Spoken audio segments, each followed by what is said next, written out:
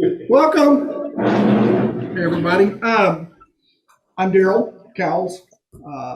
Mike asked me to sub in for him today. He is at a grandson's birthday party, so we know that missing those is not really an option. So I'm here today, so you get me today as well. I want to welcome everybody. I want to welcome everybody that's here on Zoom as well. So we appreciate you tuning in for us. How many people out here today haven't been to a division meeting before? Got 1, 2, 3. Awesome. Awesome. Welcome. We're, how long have you been in Monroe? Recently, the last 3 years. Okay. I grew up around it. Okay. Who are you growing up around doing it? My dad. Your dad? Okay. Nope, sir? Oh, new division. I'm from Sierra Division. Okay. Awesome. 50 years. Just getting in there right now, No right? longer. Yeah. All right, cool. Sir, and how long have you been in Monroe Railroading? Okay, this is my third. I didn't know this was called a divisional meeting. Yeah. So I've been here. This is my third time. I've moved. Okay. This is my third meeting. Well, we thank y'all for visiting. Anyway, welcome everybody to the meeting today. I'm glad the weather's kind of cooperating somewhat. It's not 20 degrees outside.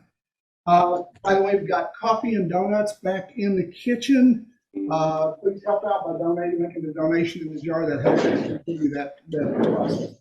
Clarence? Yes. Would you turn off the layout sound, please? I can do that. Thank you. We have a special guest presenter today, Michelle Kempema. Kempema. Kempema. You did really good though. Michelle Kempema That's a tough one. is executive director of the Colorado Model Railroad Museum in Colorado, obviously. And she has been executive director for 11 years out there. And she was I'm going to embarrass you. She was recipient of the 2015 Outstanding Tourism Frontline Worker.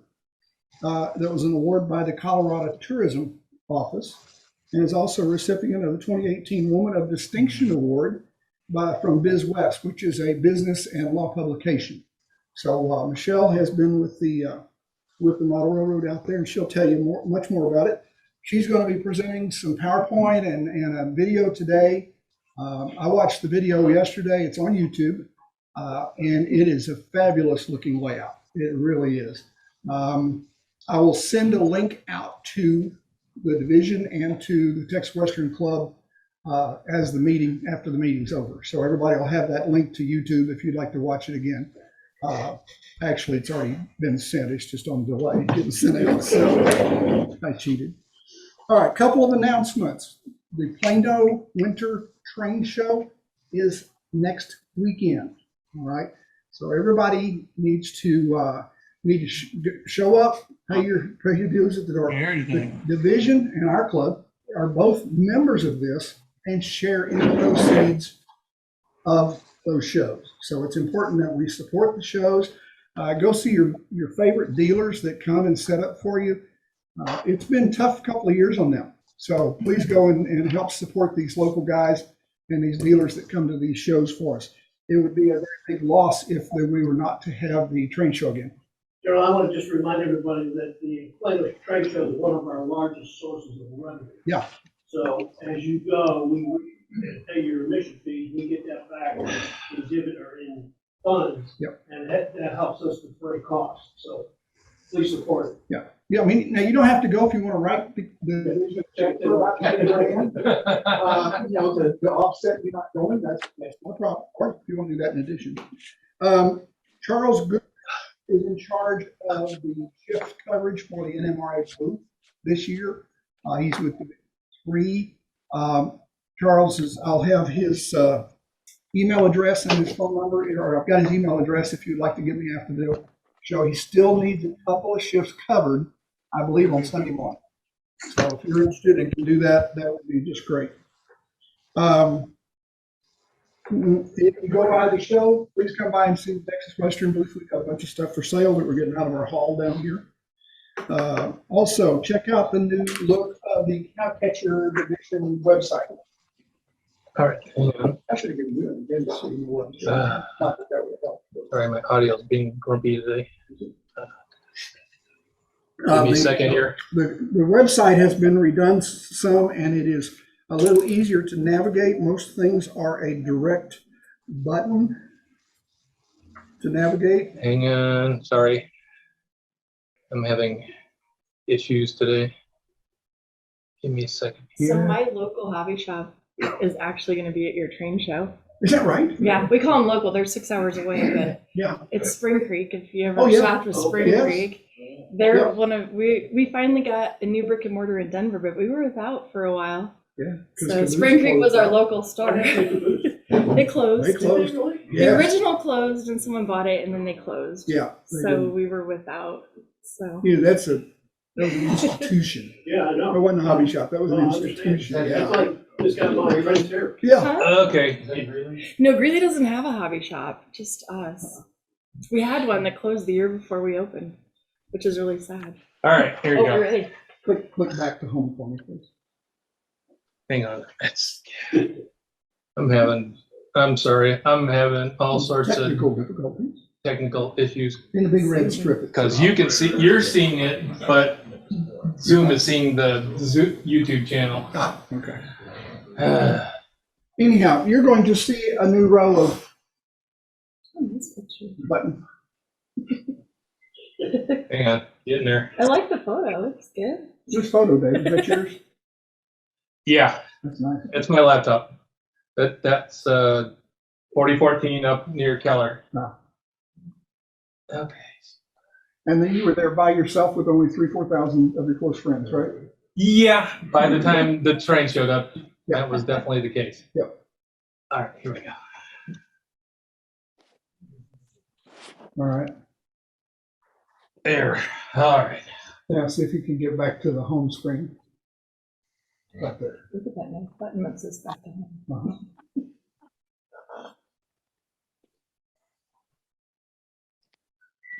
Wow. And when it means goes home, it goes home. Oh, there we go. All right. So now who redid the website for us? Who's been working on it over here?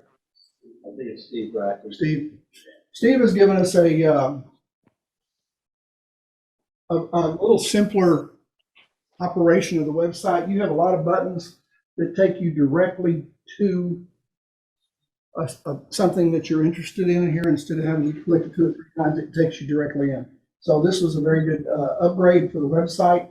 We appreciate that he's done this for us, and it makes it a little easier to use. So, all right. Thank you, David. Okay. Cool. All right. Did everybody get a ticket at the door? We're gonna be locked. Sorry. Everybody got their tickets at the door? Okay. Chris, you got the bucket? No.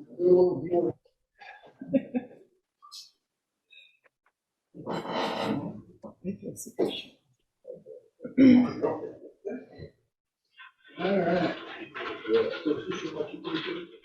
We're gonna let Michelle draw. Oh, I'm gonna draw. Great. All right, here's how it works if you haven't done this before. She's going to draw a number, and you get to come up and pick which box you would like to have. All right, and what's the last 3 digits? 081. 081. All right, what number do you want? Oh, what's behind door number Yeah. 2?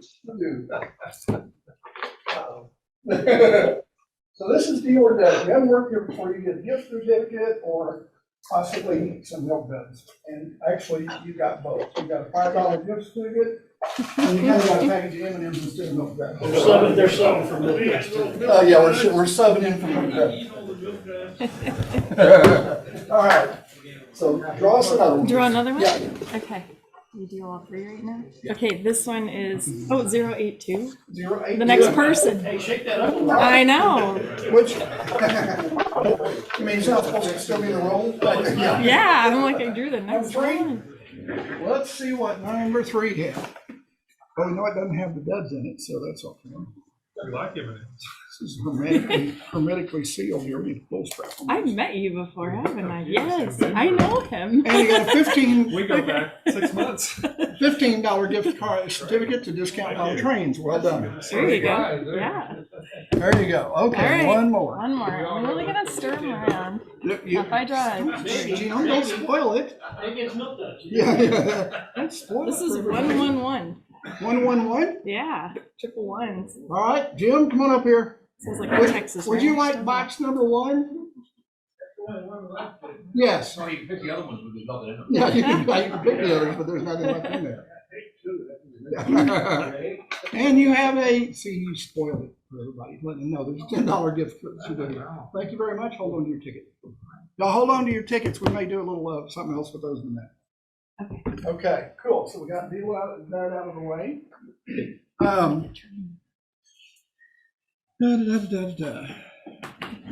We have, like I say today, we're going to have, Michelle's going to do a program for us and explain more about her role at the Colorado Model Railroad Museum. And it's going to show a video. So you guys at the back may want to move a little closer so that you can see a little better or hear. But at this point, I'm going to turn this over to Michelle. And we'll put those back. I'm gonna move her some of this. And I'm going to move out of your way so that you can have your deal. So Okay, let me Do get that. switched over here. So Mike, were you at the O-Scale National? Let's go there. Okay, so that's where I met you? That's how far we go back. We go back to June, way back. a long time friend. Yeah, I was part of the committee to put on the National O-Scale, which was a learning experience for me. Do you need me to talk louder? No, Oh. you're fine. Okay. That was new to me. I didn't know much about O-Scale. And I learned a lot about O-Scale helping with that. And this year we have the Garden Railroad National Convention in Denver. And then the next year is the National Narrow Gauge. So I will be part of all of them if you all want to come to Denver. So I also do a rail tour. I did a rail tour for the National O-Scale. I did it for what the guys wanted to do. And at the end, we realized it was actually Michelle's Die Hard Rail Fan Tour, enter at your own risk. And some poor wives got drug along on that thing. But so next time I'll do a nicer, more shopping and wine tour. But I am the director of the Colorado Model Railroad Museum. We're located in Greeley, Colorado, which is an hour north of Denver, hour south of Cheyenne, right on the Union Pacific tracks. And so we're literally right on the Union Pacific tracks. So right next to our building. You go to the next one. Sorry, I'm still That's okay. I'll just talk. We're good. I could start out with me, actually, because I get asked, why are you the director of a model railroad museum, Michelle? Are you a modeler? Honestly, no. I didn't start out as one. I am now. I am the painter of prototypical cows and also backdrops. So that's where my talent lies. I did an entire parade of longhorns and I painted each one to look exactly like the real longhorns. So I'm prototypical longhorn painter. So it was the Greeley Stampede. So am I a modeler? No. Have I been involved with railroads my whole life? I've always had the prototype in my life in one way or another. I ended up being a divorced single mom. And I decided I needed to go back to college. So I moved back to Greeley and went back to college with 2 little girls. And I worked part-time at a homeless shelter and went full-time to college and full-time mom. And we got a message at the homeless shelter from this man named Dave. And he opened some sort of train thing. And they said, Michelle, go over there and do the event. And I went, okay. So basically, Dave Trussell built what you're about to see here and invited a different nonprofit in the summer of 2009 to see if people would like it. It was an experiment for him to see what the public would think of it. And it was a fundraiser for us. So we could charge admission at the door and to keep the money for the homeless shelter. So my daughters go off into the layout for like 2 hours. And my youngest comes back and she says, Mom, this is the coolest place I've ever been. Can we volunteer here? And I said, yeah, I actually love this. This is awesome. So we started out volunteering twice a month on Saturdays, all through 2009 and 10. And then I graduated college and Dave said, Michelle, I think you'd be a great director here. So we did an experiment to see if it could be something. And so he hired me for 3 years. promised to pay me for 3 years just to see if we could be a tourist attraction. And on the third year, we put money in the bank, and we keep putting money in the bank every year since then. So that's why I was the only employee for 2 years. We had to build the nonprofit. And so that's kind of how I came there, through the eyes of a child. And I came from the volunteer side. So I've learned a lot about modeling. I mean, truthfully, my railroad clubs are kind of homeless shelters. Anyway, so That's- we kind of fit right in. Yeah. So I graduated, and I started working at the museum and just seeing what we can do with it. So So your daughter's still interested in model railroading now? Or? both of my daughters are off in college. My youngest was more interested, and she put in about almost 300 hours of volunteer time over those years before they got busy with school and couldn't come in anymore, But yeah, she loved it. So, but now they're off in college. One's in graduate school for mechanical engineering, and then my youngest is studying Spanish and theater.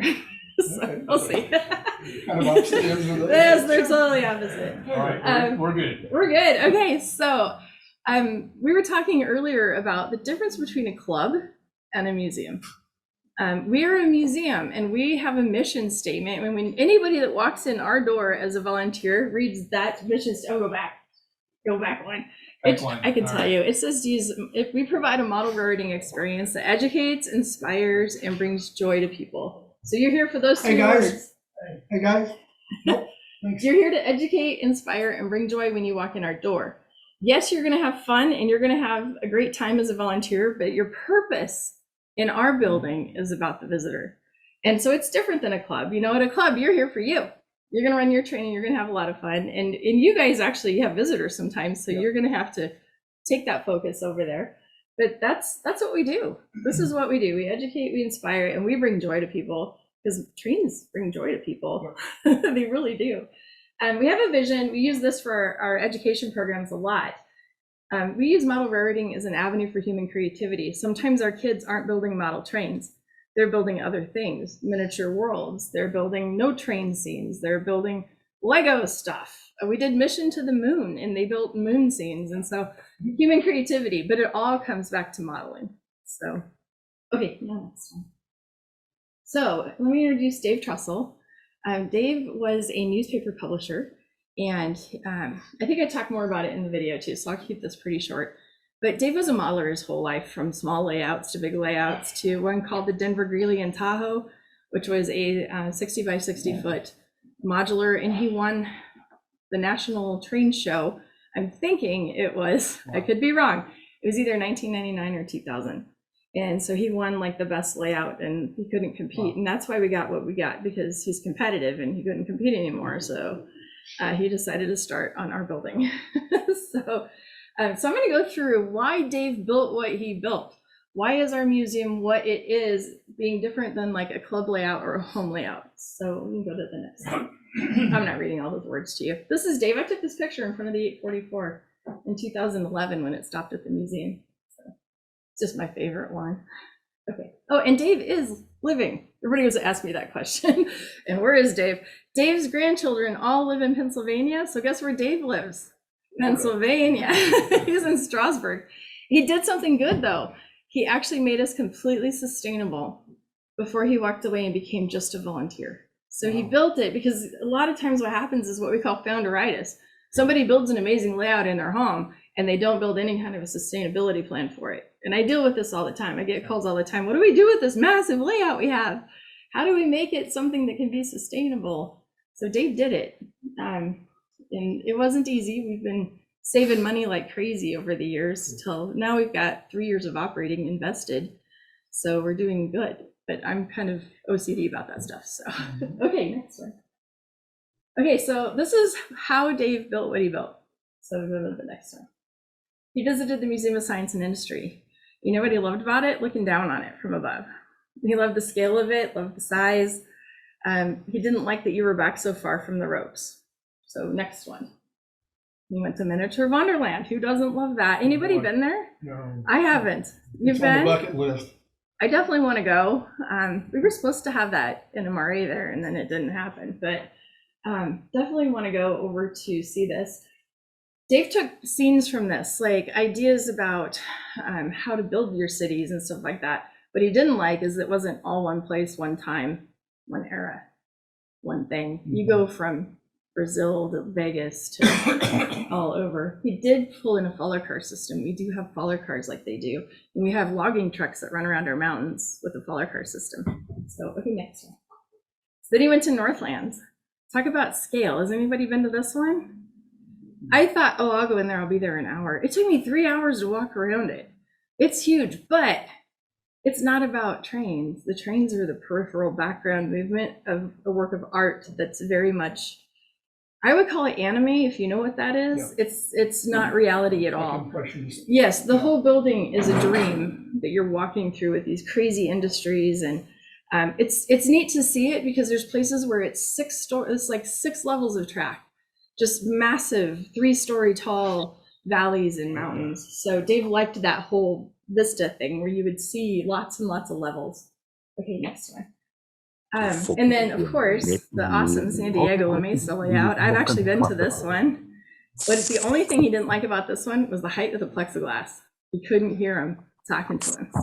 And so, what we built has low plexiglass. You're right in with it. It has big mountains. So he kind of went around and saw the things he liked and didn't like about all the different places. He also went to Entertainment Junction and realized that he better build something that kids would like too. And that's not what he had designed. So we've had to work a lot on this one. I don't know if you guys know what this is. It's, I think it's G, right? It's G scale. It's the biggest birthday place in Cincinnati. It's like better than Chuck E. Cheese, obviously, because there's trains. But so Dave loved the scope and the scale and how multi-generations were in this building. You got grandma, grandpa, mom, and dad, and the kids. And that was a goal that he really wanted to have. So, okay. Yeah, I think that was all of them. So basically, he took all of that and mixed it all in his head and pulled out the things that he liked. And that's why we have really wide aisles, really low plexiglass. You were intermixed with the volunteers. So that's kind of where that's at. Oh, we lost it. Oh, we're looking at like 5 of me. That's awful. Sorry. I'm sorry. I'm sorry. I thought you were done. Let's see. What's the next slide after that? Is it the layout tour? We could go ahead and do the video if you want to do that. Mike told me, so I usually do pictures, but Mike said you guys could play this video. Anybody know John Abaticola and TSG Multimedia on YouTube? Okay, so he's out of California, and I've noticed the country's kind of split, and like with the Rocky Mountains, and you've got your East Coast modelers and your West Coast modelers, and then there's those of us in the middle. We're like, I always considered us Midwest, but I guess that's actually a little more to the east, which is weird. But we all know each other, and so John is kind of that California West Coast person who tells a lot of stories, and he has a pretty good YouTube channel, but he came to a youth summit that I held. So another focus that we have, and I'll talk about it more at the end, is youth in modeling and how do we get kids to come and be a part of this world and pick stuff up and try to build things and get their hands in it again. And John Abaticola has been a huge part of this, working with me and Walters and Woodland Scenics. So anyway, John came to the museum and made this amazing tour. It's 20 minutes, so please don't fall asleep. If you do, I'll come kick your chair. No, I'm just kidding.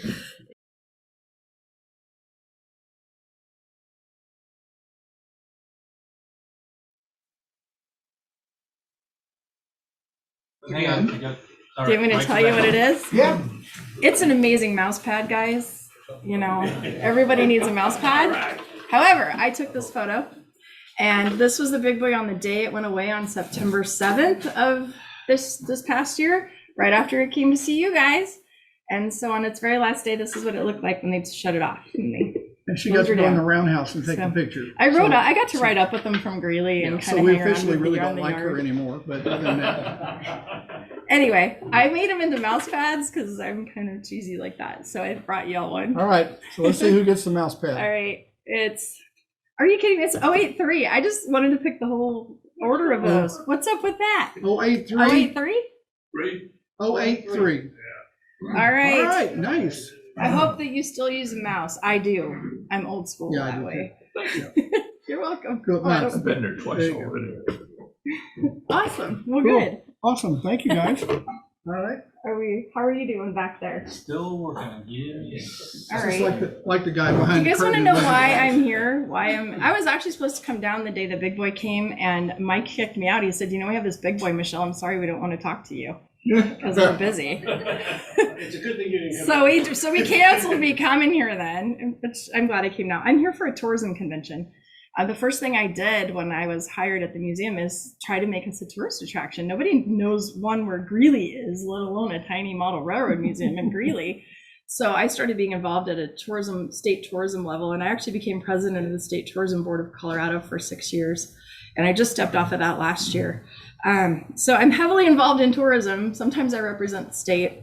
So I'm at the Gaylord for American Bus Association, and this is where those motor coach tours that come into the state of Colorado, this is how I meet them, get them to come to the museum before they go off and ride trains, or come see us last, because we're 50 minutes from the airport. And so we fit in this little tourism picture very nicely. And so I get to do what we call it speed dating. I get 7 minutes of time, or I get to hand one piece of paper, I brought my paper, to a motor coach operator and say, this is who I am, come visit. But at least they get a face. So the point is just the face-to-face meeting. And so that's what I'm doing this week. I have 3 days. I have 42 appointments. Mine are all on Tuesday. And so there's about 1,000 booths, and you have the 7 minutes to go from booth to booth. So you might be in booth 2 and then 857. And then you run into this one and run into that one. And so it's like, Sound the buzzer and you have to. yeah, they have a big buzzer at the top. They have a big clock that they hang down, and it goes me, and then you have to run to your next appointment. Oh, man. And yeah, and they don't want to walk because they're the buyer and I'm the seller, and so we have to do all the walking. I usually get about 20,000 steps in on an appointment day. Oh my So, and then there's a show floor with booths. So Colorado has a booth, and sometimes I go to the show and I just represent the state in the booth, but this time I'm representing the museum because someone else could cover that. So yeah, so that's why I'm here. And then I'm also staying next week and going to the train show. Oh, nice. There's a train show next weekend. Yeah. You guys are all going. So I'll see you all again there. Yeah. How are you doing? No? You want to do my slides then? Yeah, Should send a link. I'm sorry. Let's just do the The slides. network is just. My slides aren't near as Wait, good. yeah. The train show. I should have had a booth at the train You show. should have told me to do something like that. Especially with the food.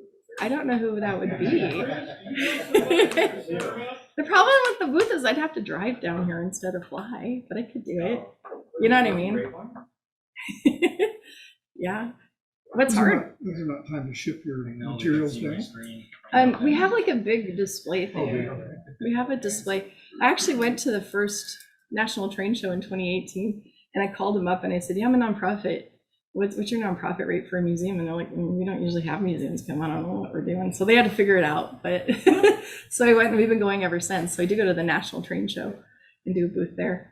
So we have a train show in Denver, the Rocky Mountain Train Show, and we're involved in that one. And they do 2 shows a year. So I just come back from Colorado and tell you that half the state is going to Texas states. I know. You know, April ones. we do share people. Half of Texas moves to Colorado for the summer, and then half of Colorado moves down here in the winter. So we share people. Although I have Georgia plates on my rental car, so I don't know what's up with that. Yeah, I'm sure I will. So I also have a gift for you guys while we're waiting. I'll do this too. We had these American Limited. They make Santa Fe cars. American Limited is owned by San Juan Model Cars out of Denver right now. And so we had custom ones done there, Oregon, California, and Eastern Railroad, which is our railroad. And so I brought you one for your layout. So I know it's totally wrong and not prototypical, but it's a gift for you guys. Now, that is actually a prototypical railroad. That's not a fictitious. Right. Someone just screwed up and sent it to Texas. Yeah. I mean, Yeah. so. But No, it's, they did not ever exist, Yeah. though. OC&E did not have their own tank cars. So that's what I'm saying. It is not prototypical.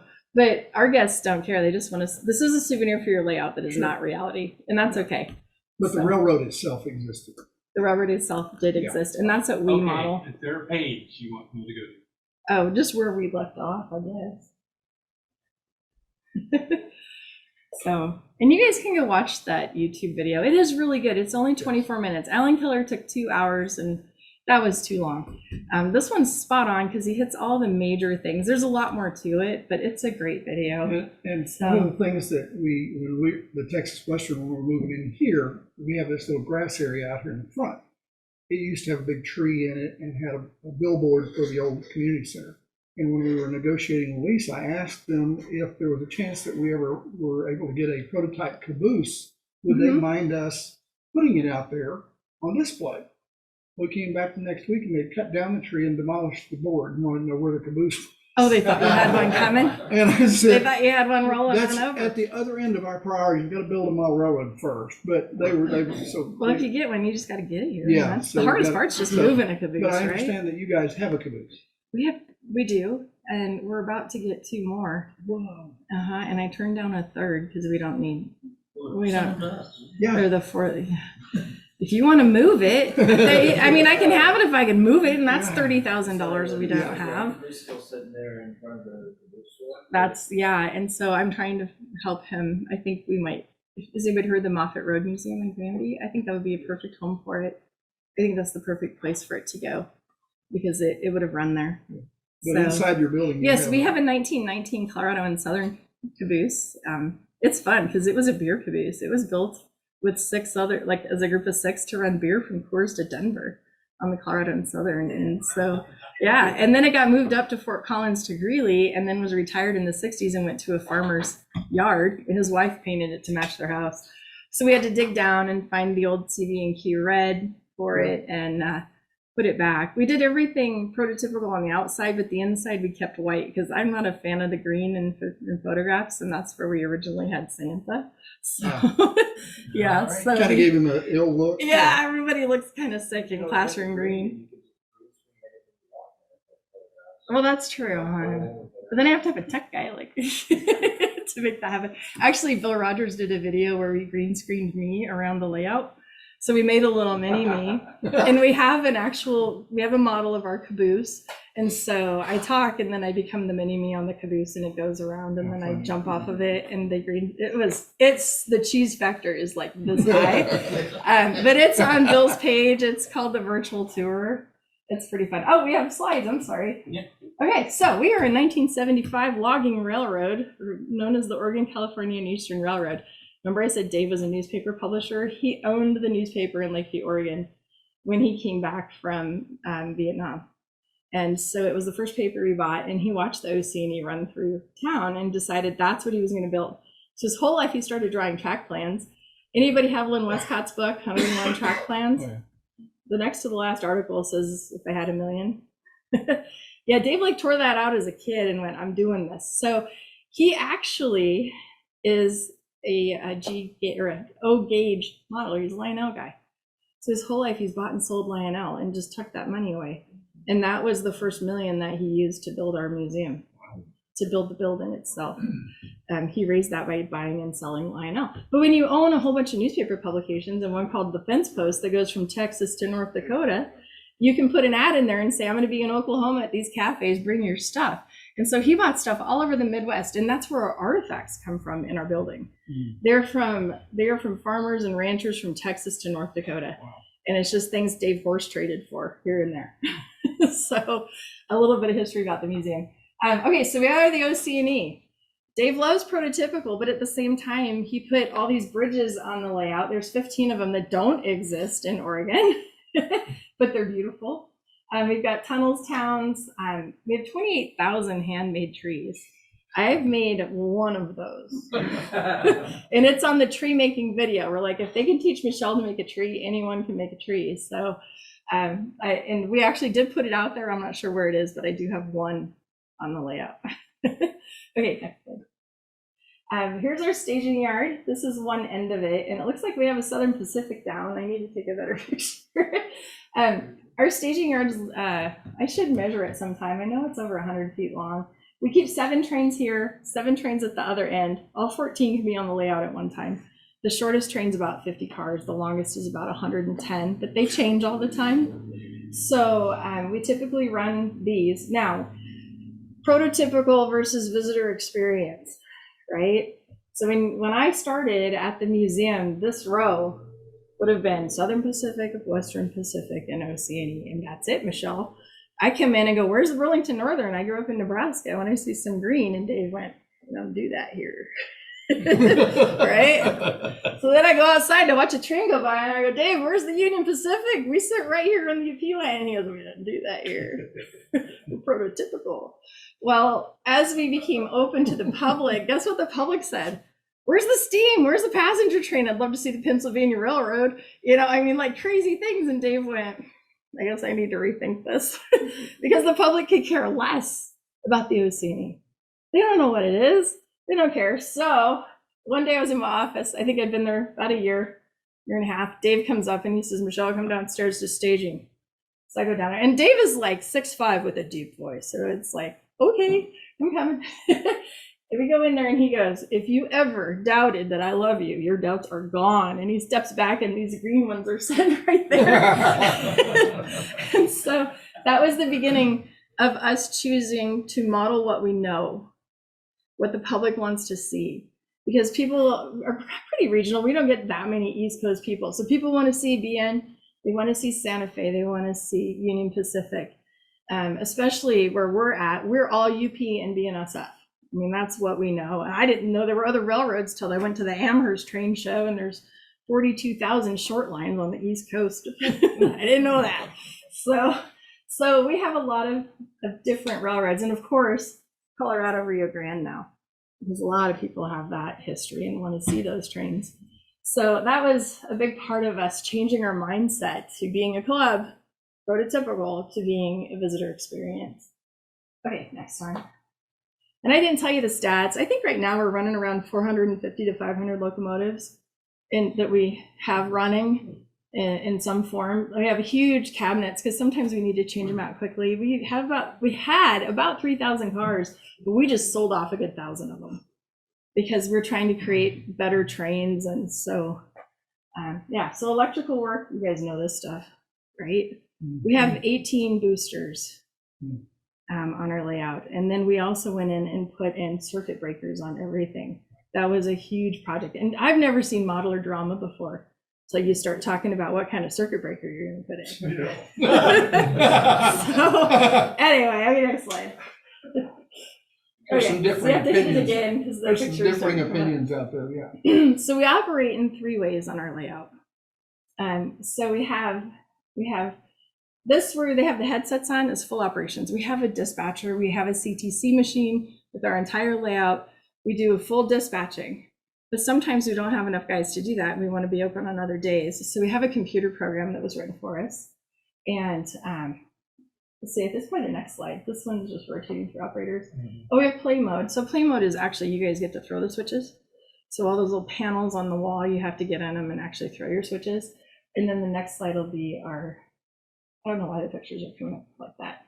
We have what's called docent mode. So when I came along, suddenly we have the ability to rent the museum for a dinner or on a Monday afternoon when we don't have volunteers there. And the staff was me for a long time, right? So Randy Palmer wrote this program back, oh gosh, I'm trying to think, like 2010 maybe, in Visual Basic. And this program will run 9 trains, 5 one way and 4 the other, and you choose, and we had to build a separate staging yard for it because we needed space. Dave did not build a big enough staging yard, right? You never do that.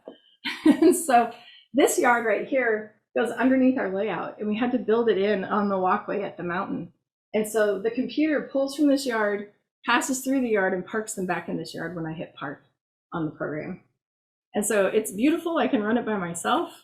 And love having this, and this allows us to do a lot more revenue than we would have been able to do.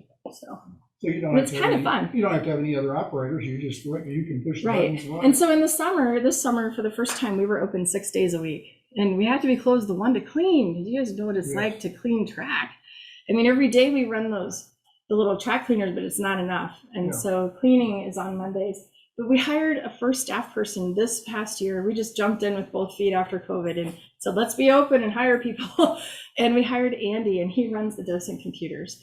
And so we can for sure be open, and I don't have to be there. This also was my biggest point of tears because you really need 2 people. to watch the trains, because let me tell you, if one of them stops, they all stop, and then you don't know which one is the problem, and you're running around, and one will lose a car somewhere, and then, so anyway. So how many Yeah. people you get attending the museum on a daily basis? Pre-COVID, on a Friday or Saturday, we'd run 150 to 200 a day. Post-COVID, we're running 75 to 100. It's still a lot. We're seeing people actually coming back. Our summer was huge, and being open more days allowed more visitors to come through. But in the summer, weekdays are like 30 or 40 people. Yeah. I'm curious, running 100-car trains, what couplers do you use? Katie couplers, and we snip off the little thing underneath. The 80 coupler in there. Yeah, we're all Katie coupler number 5s, I think. Yep. So, Old standard yeah, number 5 and now. our cars are weighted heavier than standard in MRE practice because of our grade, trying to get them up. If we have 6 locomotives, they're all working. There's no dummy unit on our layout. It all works. It all has to pull or it won't make it. Yeah, I don't know if I have a slide on this track. We have our shortest distance around is almost 22 scale miles.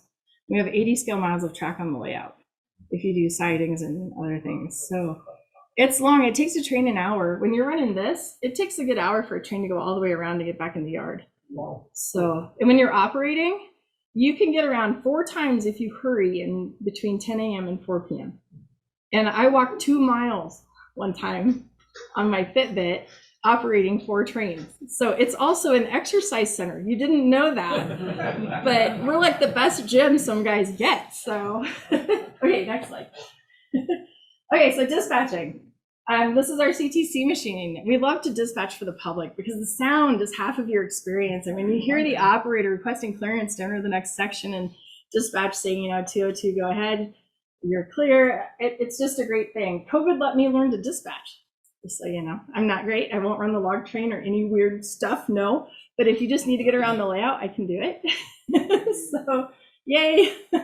That's Randy up there who wrote our custom program. And he's a programmer, so that's how come we have that. All right. Oh, here's our low plexiglass. See? See his arm?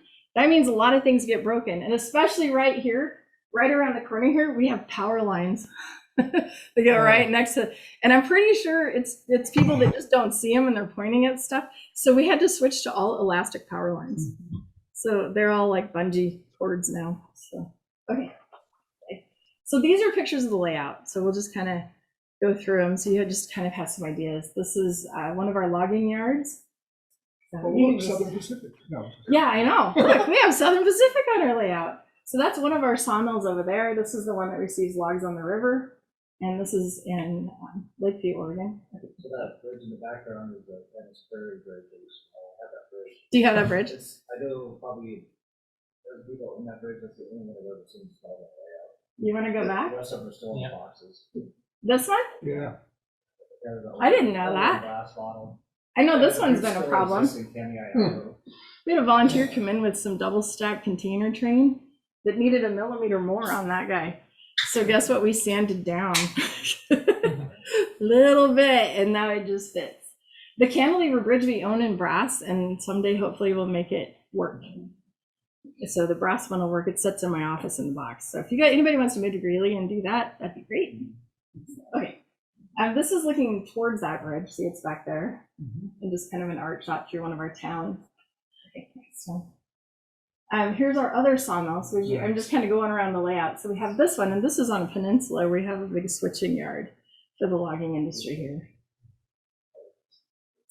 This is at the end of that peninsula, and we run a little steam locomotive sometimes. It's like it's their little project for the guys who work in the yard as they restore this little steam locomotive. We also have another shay that is in another part of the layout that we actually do run on a siding. It's 1975, so we figured maybe it's still out there, right? Yeah, there's our Oceany blue. One of our lumberyard shots. Who made all of your lumber? I know in the other Dave video did. there is thousands of bundles. Dave of lumber. spent hours making log bundles. And Wow. if anything on that docent program, if anything's going to be a problem, it's a lumber load that isn't attached well, and will shift and hit the side of a tunnel or something. Yeah. Okay, next. This is our Doodlebug. We actually run it. It did operate on the OC&E. It takes the workers up to the logging camp and back. And it is one of our, so we have what we call operational trains. There's a lot of trains on our layout that are built on the layout. They do their work and then you unbuild them on the layout. And so we have these cards for our volunteers. And we have, I think, 56 different things you can do if you want to run these. And like this one can also do the city run and drop passengers. It can go to the logging camp and back. So it's just kind of additional fun things to do on the layout. Okay. This is one of our deeper scenes where you can kind of see the Shiwakan River going back. There's a chair stuck back there for some reason right now. This is where we have a hotbox detector right here on the layout. We have the ability to make that live with our dispatcher and randomly throw if we want to. And we do not do that if I'm dispatching. Bad idea. Bad idea. But we do run a hotbox detector. It's one of those Boulder Creek engineering products. I don't know if you guys have ever seen it. It really does count the axles of everything going over it. Tells you your train speed and all the things. It was a guy's voice when I first got to the museum. Union Pacific switched to women's voices outside on the hotbox detector outside the museum. So Boulder Creek came in and put a woman's voice on there. And now all the guys listen to it as a joke, but it's true. Okay, next one. Here's just another view. This is like the mid-track. So we have track down here going that way and you meander around and then you come back this way. And then you actually go around a huge peninsula and then you come back in and you're on this track right here. And then you go way out and around and you come back and you're on the other side of this mountain at the snow shed. So you've got 1, 2, 3, 4 levels. That's where Dave wanted that height. And this is where I was telling you, we had underneath here, I'd been there for 10 years and never walked under that part of the layout because it's real skinny to get in there. There's a whole room. So our library's under there, just so you know. We put bookshelves and everything. Okay, next slide. Nobody can get in there, right, unless they're skinny? The public cannot go in, and you got to be kind of skinny to get in there. It's a meandering, but then you can stand up when we have bookshelves. So Gerhardt Mountain is about 2,000 pounds of plaster. It took Dave 6 months to build it. He made his own molds to make the rock. Across the tracks from us is one of the last surviving sold to the public coal companies. And he gave Dave a couple of giant pieces of coal. And Dave would carve a surface and then pour the molds with the cheesecloth and the plastic stuff and make it his own molds to make the mountain. And then he would carve it all together and color it. Dave's specialty was scenery. He's not an operations guy. He wanted to build the world, but he also knew if he didn't make it fun, people wouldn't come run on it. So that's our big mountain. Okay. We also have a forest fire here.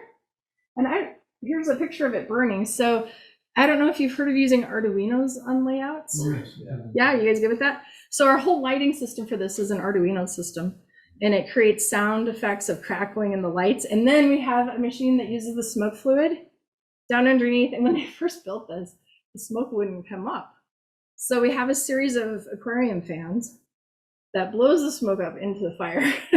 So it's pretty cool to see now. This is where the video is good. It You'll shows have to really watch good the on video. video. Yeah.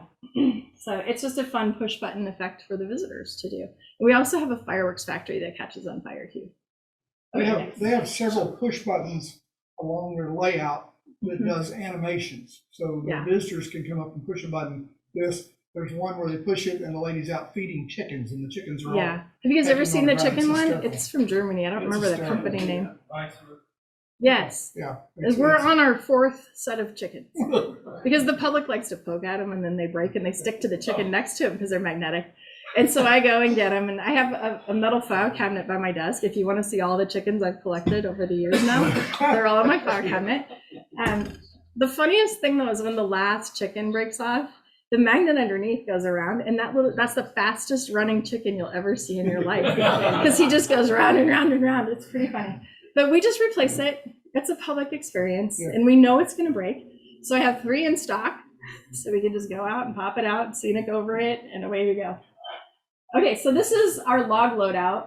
This is a train you build on the layout. You take empties up, you fill them. The hand of God fills them, but just we fill them. They have to Y through here. So this train holds up the entire layout when somebody's running the log train because there's not enough space, just like a railroad. So you got to back out onto the main. You got to hold everybody up while you do your switching, and then you finally get out of there and go down to the sawmill and deliver the logs. So, and then you got to take the empties back. So it's a pretty involved all-day job if you run the log train. Cool. So, okay, here's just another version of it. This the other loadout. And then Dave built this this beautiful snow shed first before the mountain. It had to go in first. But he built it from scratch, and it's a nice piece that we have. It's like 6 foot long, right? Yeah. Oh yeah, it's a good 6 feet long. All right. Next. Oh look, Southern Pacific. Just another scene coming down from where those logs were. Now we're going back downhill. So, okay, next. This is Saipan Junction. So it's one of our, oh, I'm sorry, this is Derry. Here. Yeah, this is Derry. So he's coming out of a tunnel, and that's the rest of the train back there. So he's going through a tunnel and coming out and about to go across the high bridge, which probably is the next slide. Yeah, so this is the high bridge. This whole thing is our helix, and the public doesn't know it.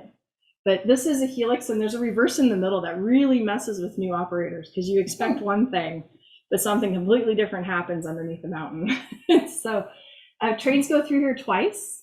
You go through one whole lower section, you go out around a big peninsula, you come back, you go through the upper section, and then you're up at the top, or vice versa. This train's going downhill. This is our 2% grade over here. And we do have a helper section there. And so if we want to be really realistic, we'll pop out a helper and help a log pull train up the hill or something. Yeah. And it was another set of lots and lots of track because it is a hidden helix. So you've got level, level, level, and level at the top again. So this is that lowest level coming down under the high bridge. This is our city of Klamath Falls. And this is another fire scene. So this catches on fire. Dave told me a story.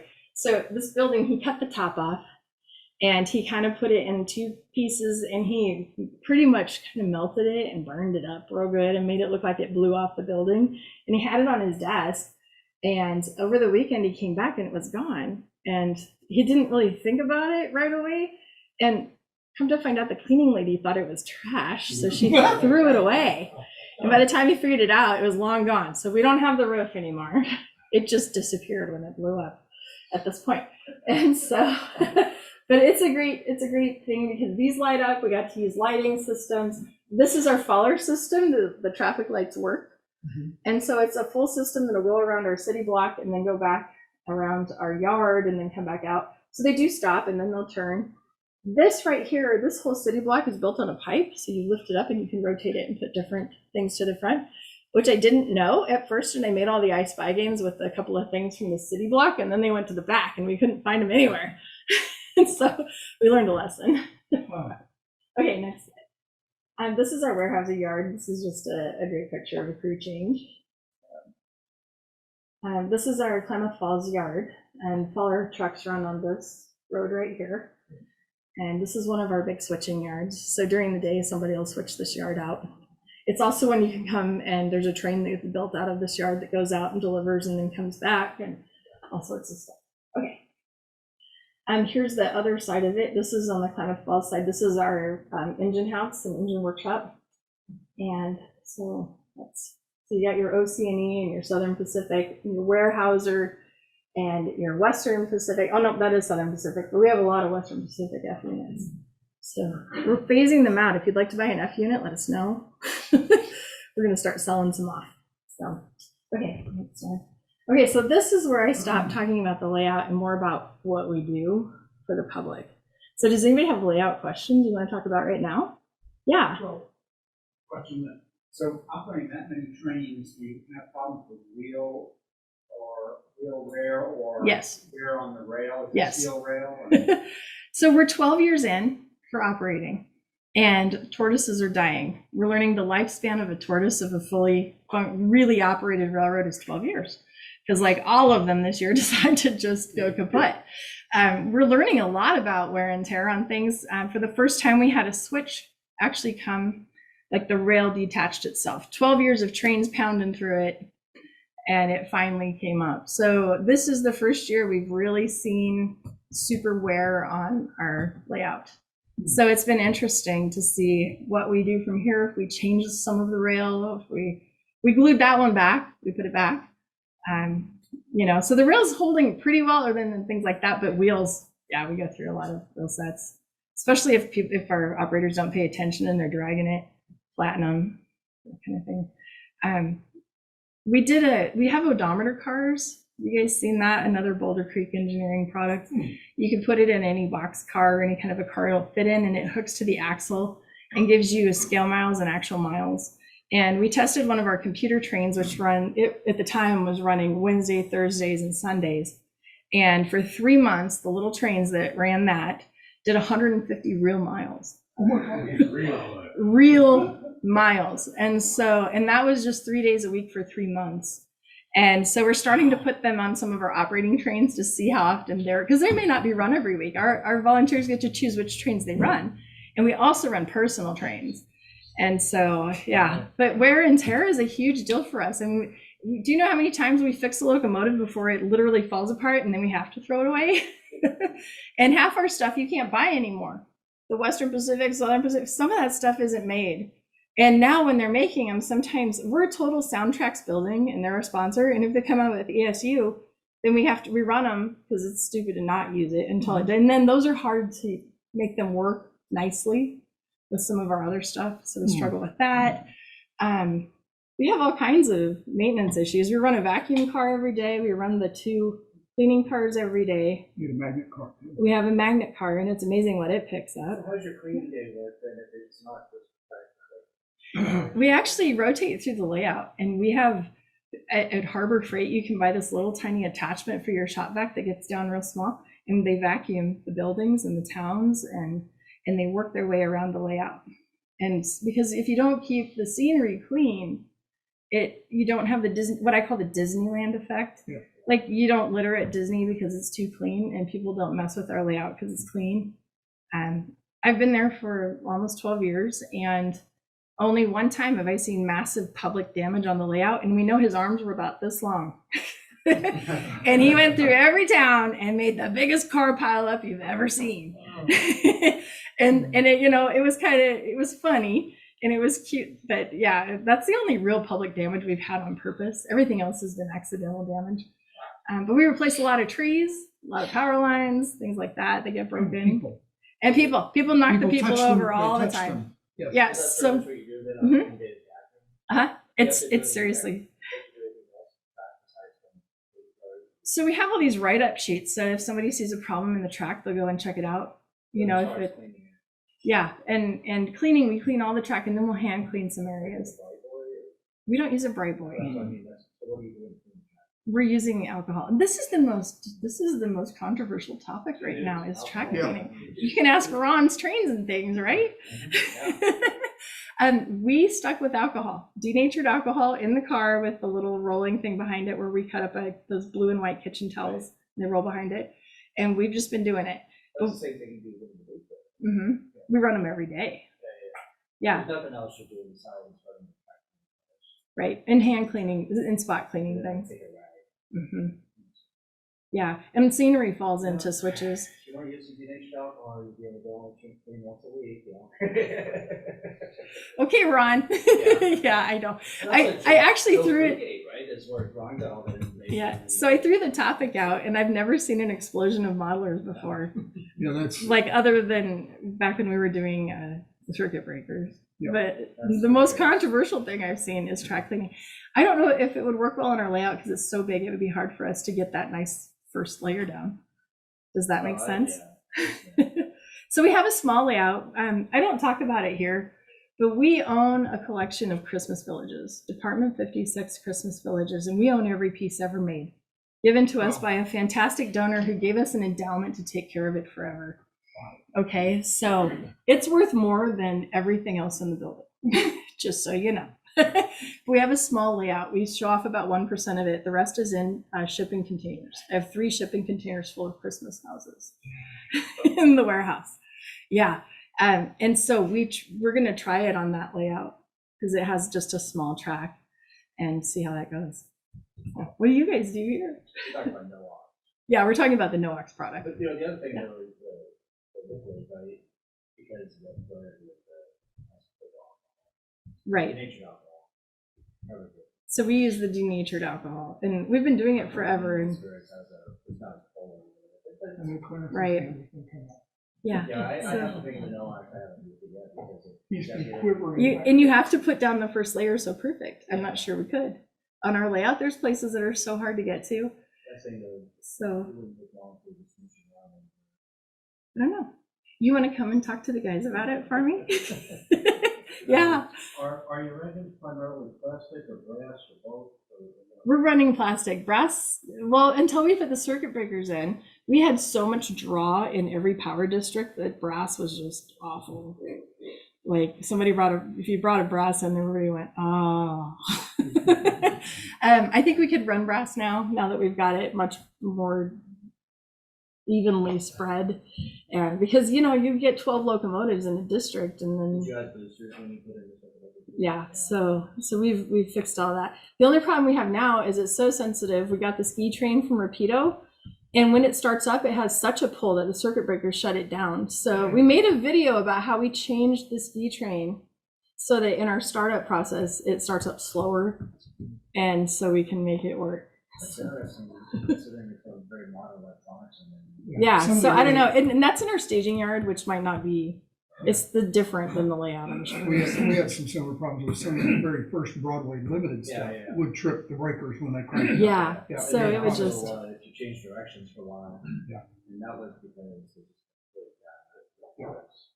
So, How yeah. many of your engines are sound equipped, or any of them sound equipped? We just went through everything this year, and we have about 30 units left to put sound in, and they're the 4th and 5th units back. Soundtrack sponsors about 10 a year to us, the Tsunami 2s, and then if we have a special need, I'll just call Nancy, and they've been wonderful at giving us anything we needed. So they're our big sponsor of all things sound in our building. We're about to build an exhibit on how a decoder works, which I think will be really cool for the public to understand and see that. I'm not sure anybody tells that story for the public. So they're coming in April to start working on this exhibit. So I'm excited for that. Yeah, so sound is a huge piece of the experience. And then everything in our building has to be cranked super high, because you put it on a home layout, it's designed for sound from me to you. Well, you put that on our layout, you can't hear it from here to there, because we have so much ambient noise of people and huge building. And so we had to actually, when I bought the big boy, when Athearn came out with that, was it a year ago? We put it on the layout, we couldn't hear it. And so we had to take everything out, and we put a Tsunami 2 in, and we put big speakers, and we totally changed it all. So now you can hear, because you should hear it, right? Like of any locomotive on the layout, you should hear that one. And so all of our stuff has to be ramped up. And we just bought speakers from another company. I'm not going to think of the name of it. It's a new company out there that we're maybe, yeah, I don't know. We just, what is it? Precision Sound. It's something like that. It's a new Sound? Scale Sound. It's Scale Sound. Yeah. And we're testing those speakers in the building to see how they work. So we're working with George from Soundtracks on the project. So don't worry, we're not ousting Soundtracks in any way, shape, or form. So George is helping us. George and Scale have a very good working Yeah, relationship. and so that's George is from here. That explains the accent. What accent? Why does he play hockey then? Y'all aren't Future, we talking about? Okay, any other questions about the layout itself? Okay, and we come back to that too if you have one. I was going to talk about our visitor experience a little bit more. So I did this. I'm a super nerdy, geeky girl my whole life. I owned all the 1:87 scale Star Wars people from my childhood. Those little Micro Machine, little head house things. Yeah. So I'm like, wait, these are 1:87 scale. I can have a Star Wars day. I have all kinds of friends in the costuming world. So I invited the 501st in. So are you in the Stormtrooper or the Boba Fett? I used to have a Jedi actually, but I don't anymore. But these are all my friends. I had my first Star Wars day. I'd been there 2 years, I think. And one of the volunteers threw his hat down about noon and said, "This is the stupidest thing I've ever seen in my life." And he walked out the door. He's like, "This has nothing to do with model railroading." He was mad. And so we had 500 people come that day for Star Wars Day. People in Greeley who never would have come in the building, who fell in love with it, who might be future modelers. This is also the same thing that we had our club in. We have the Northern Colorado Model Railroad Club. the next week, and I was talking about it, and then I was told I would single-handedly destroy the hobby by doing stupid stuff like this. So just so you know, I will single-handedly destroy this hobby someday. We're not there yet. But. Was it on May the 4th? No, we do it in July because we have a huge city event in July. So it's always the 4th weekend in July is our sci-fi days. So anyway, I've made peace with both people who told me I would ruin the hobby, but Destroying the hobby since. yeah, 2011. I'm 10 years in. We're destroying the hobby. Yeah. I also do dinosaur days. We had dinosaurs. I do a Star Trek day. There you go. If you watch the Rapido ski train video, the second 7 minutes is me being stupid in a Star Trek costume. So there you go. I'm not sure that's a plate C car. Yeah. That's gonna have some problems in a bridge or two, I'm thinking. Yeah. Yeah, it doesn't go around the layout. We have to do short sections with that. It sits on a siding. Oh, these are fun. This is the build. And it should just rotate. It should just keep going and morphing. So plywood to finished. There's our caboose. Yeah. Just some more views of that, and starting to build exhibits in the mezzanine. And there we are today. And this is after caboose closed because we have the world's largest model train store sign up. This is the view from where my office is. Up and down on it. That's a techie view at your office. Isn't that terrible? It's Did you guys do anything special with the ceilings or so that it? It's just black. It's all black and the insulation is there. And I'll tell you this, we have a humidifier to keep constant humidity because the first thing that happened today was the track went like that in the winter. Yep. So we keep a constant 18 to 26% humidity in the building. However, in the winter, sometimes the sun will come up in Colorado and be hot and it'll create condensation and it rains inside. And we can operate because you can run a red, but we can't run the computer because it won't run a red. And so if it's a Sunday, we have to call in operators because we can't run the computer program because it sees occupancy where the water hits the rail. So just small problems, right? So, okay. How many people have worked on construction? There were 34,000 man hours in the build of about 20 people. Yeah, and this is the mountain going up on this one. So you can see kind of where all the levels of track are there. You guys still participate in rock wall? We were supposed to in 2020. Yeah. And there's the foam going up on the mountain. It's a great way to get to know actually. Yeah, if you come to Rocky Apps, that's our one time you don't have to go through training. You get to just come in and operate. I think there might be one more like that or not. No. Okay, so youth program. Rocky Apps is something that's like kind of like a train show-ish where you go and operate on people's layouts. Yeah. So I get asked a lot what we're doing for youth in the hobby. So we started with this. I'm just going to kind of go through it, the progression of what we did. We had no clue what we were doing, so we just kind of jumped in. Woodland Scenic sells these little kits. Have you guys ever done these at your train show? Do you ever do these little kits? So Woodland Scenic sells them in groups of 6, and they're about $6 to $8 per kid to make it happen. Takes an hour. I do it with Cub Scouts all the time. And there's a rock in it. They make a tree, and it's a little scenery wedge in it. And Woodland Scenic sends you the entire kit of everything that you need, but they only send it to clubs and organizations. The public can't buy it. So really nice of them to create this product. So we started with that. And then the next one. Anytime you see a green wall in a picture, this is the School of Innovation. It is a charter school that is public school run, but it's optional to go to it. And it's 2 blocks away. And so we started working with them in 2017, 2018, and we started just going in the 2 to 3 o'clock hour almost every day. And we built a lot of stuff. We started with these little tiny foam squares, and we did that. And then we got the next one. Then we did some more Woodland Scenic stuff. Oh, this is one we did in the building. These are what we call pizza layouts. Another easy thing to do as a club, doing stuff. So we do these in our building, and it is a full track. Now, the hardest thing for this is me to get locomotives that are short enough to make that. Must be a switcher almost. Yeah, little switchers. So if somebody wants to donate a bunch of those, we'll take them. Because it's really hard. So here's one here, little Yeah. switcher. This is John A. and Chris. This is Chris when he was 12. He's a full operator on the layout now that he's 14, 15 now, I guess. This is at the School of Innovation. We bought the 2x4 Woodland Scenics kits and we built them.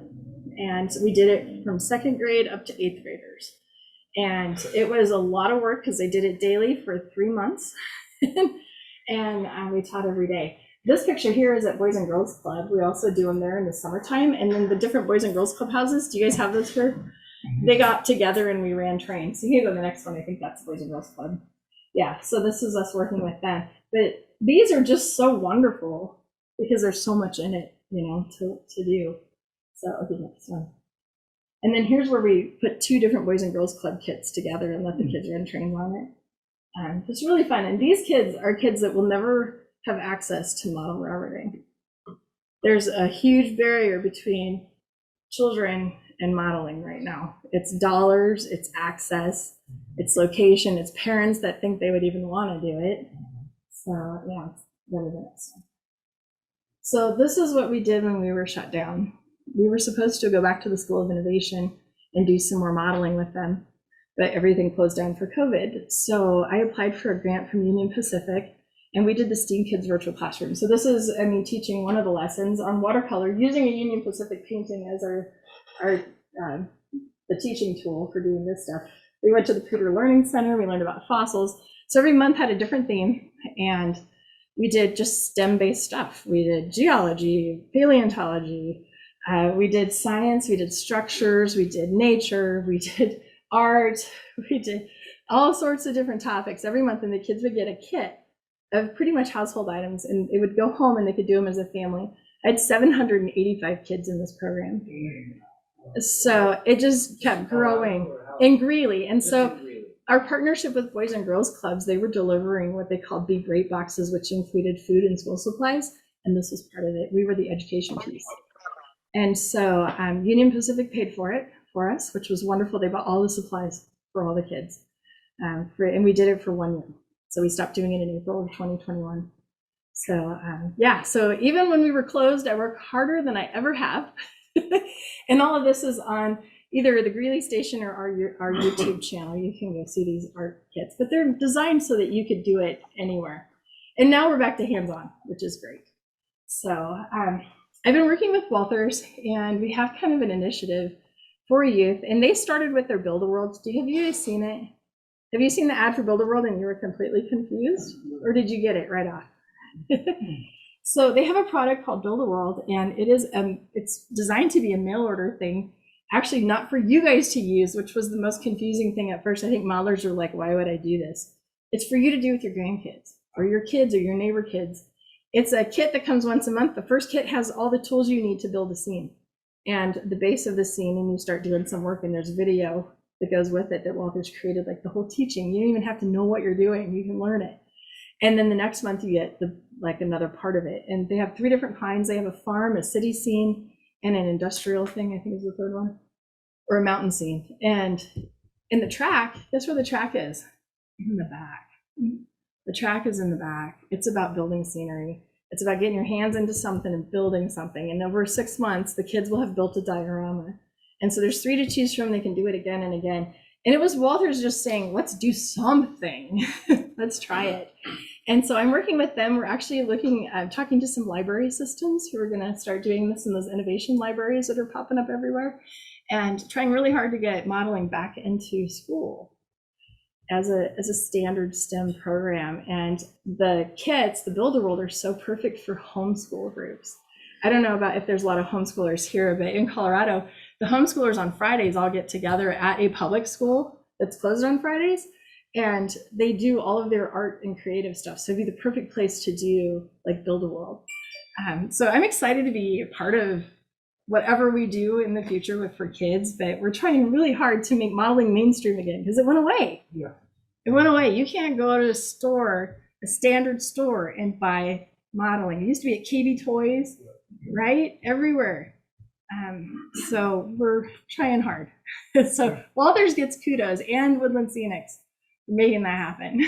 So So is that spreading to other states or anything like that, It's approach? it's a national thing, but I think we're kind of the hub of non-manufacturers, comes through me to others. And I've brought in a library district person in the school, a homeschool group, to sit at a table and talk about what would work well for them. Because it might not be Build a World itself. It might be a variation on that would work. So what age can kids start doing that? Well, the take-home piece, because you're not supervised, is 14. When you put it in a classroom and it's supervised, you get to lower that age a lot. And so the problem is the tools, because you got sharp things. But these kids are getting a kit of tools. That's the hardest thing, right? Is to get your tool base when you're trying to build scenery. And I have to tell you, I haven't really built an entire scene before. So I have a kit on order for me. I'm going to try it. I'll have to video it and see how I do. Okay, so this is my last slide. I just talk about what our future holds. We're doing a lot of expanding, mainly because of our youth programs being so popular and growing. We own a warehouse that we'll someday hopefully tear down and build more museum over. We've leased land from a railroad. It only took 3 years to get a lease with a short line, but we have 3 city blocks now of land to work with, which is wonderful. It's kind of narrow and it's next to the tracks, but it'll be parking and drainage. And so yeah, we're growing our programs and we're trying to do an endowment. So if you want to donate to our endowment, that'd be wonderful. That helps us hire staff. Our endowment goes to staffing, and we need a youth director, and we've never had a curator. Really need a curator. So that's kind of where we are as a whole picture. So any questions on any of that? I think we are very fortunate today to have Michelle there's my here. land. Sorry. Michelle here with us, This is our building. This is our warehouse. and has some of the things that we've struggled with as clubs and organizations is getting kids involved, and she's doing it. So Is the youth in Mother Road still using it? no, they're gone. They've dissolved. Well, Johnny got to be. Yeah. He aged out, Yeah. and John was never really the model rower. He just did it because of Johnny. And we have But- a youth and model railroading group in Denver. Yeah, that's kind of they're where it came great. out of. We had a Yeah. charter here. Oh, out from Larry's in years, Denver. yeah. John Nice. Smith moved here from Denver. And Yeah. Son was about 6 or something. And now he's One of the biggest groups, honestly, club-wise, that works with youth is Salt Lake City. If you know Blaine, he has probably 40 or 50 kids every weekend that show up and build with them. And they're doing those pizza layouts. That was his idea. Those are funny. Blaine Holdridge, I don't know if you know him from Salt Lake City. They had a problem because they were an NMRE club. And then with the new thing, they've had to restructure to keep the youth program, but they did. So yeah, so I can hook you up with Blaine if you'd like to do something. He knows how to be an NMRE club. I know you said you're going to this for the light here. Are you going to the GCL thing? Isn't that part of Frisco? Like, isn't that Frisco. that's in the building and then the trains are outside, right? The Yeah. Museum of the American Railroad? Trinity is its own thing. It's actually next to the Kabuki Museum, which is actually very nice. I've actually been to both. I did a convention in downtown Fort Worth. Trinity would be a very good place to try to do movies. And they have facility. There's probably empty rooms in that big building. I don't know about empty rooms, but there's a big empty spot in the middle of it. So there you go. Any more questions? Well, I think we owe All right, Michelle well, a round of thank you. applause. Thank you so much. My goodness. Did we have anybody bring anything for show and tell today? I didn't see anything, so I had not. Yes, sir. I've got a score, Okay. and I'm wearing it. Yeah, yes. And it says what? This is the Holiday Express, which is a train that I work with in, which is 2017, 18, and 19. Okay, 16, 17, 18, and 19. Kansas City Southern ran a train. Oh, yeah. From anyone else who have been on the Holiday Express. It's been on YouTube. It's been on, yeah. It's been on YouTube. It basically ran on Kansas City Southern tracks, so ended up in Kansas City every year. Go down to Freeport, which is the home base of the business code special on Thanksgiving night.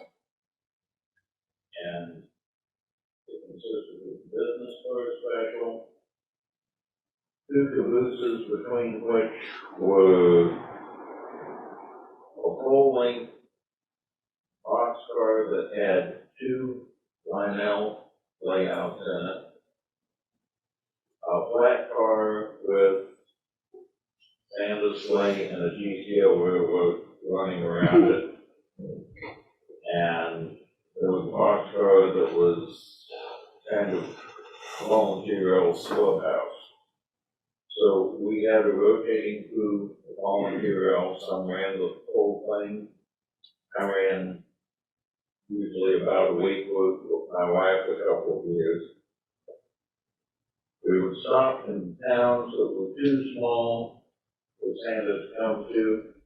We had a Santa Claus.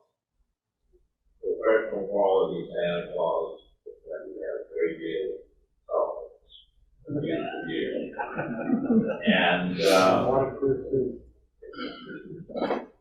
there's these little towns we stopped. Kansas City Southern people had made donations that went to the Salvation Army in each of those towns. And the kids would line up hundreds and sometimes thousands of people would come through, go from caboose to caboose, see the train layout, get a goodie bag on the way out if they wanted. It's nice. Very cool. Don't know what's gonna happen with the Canadian Pacific movement. But the Canadian Pacific has been running its own Christmas train, so I think there's a future. That's all I got. All right, thank you. I have one thing I need to do. Yes. I have one thing I got to do, guys. I'm huge in social media, and you have to take a selfie with me. No. Okay. Okay. Everybody wave. Ready? Everybody in. There we go. That's how I actually know Chris, and I know his shirt because I'm super involved in Facebook and other social media, and that's another way that we're growing the hobby. So you know. How many of you Pop it on. think we need to make a trip to Greeley? Yeah. You can come as a club. We have clubs that visit. Yeah, we'll have to do that. We'll have to do that. I've been there. Oh, That, nice. that sounds like a plan.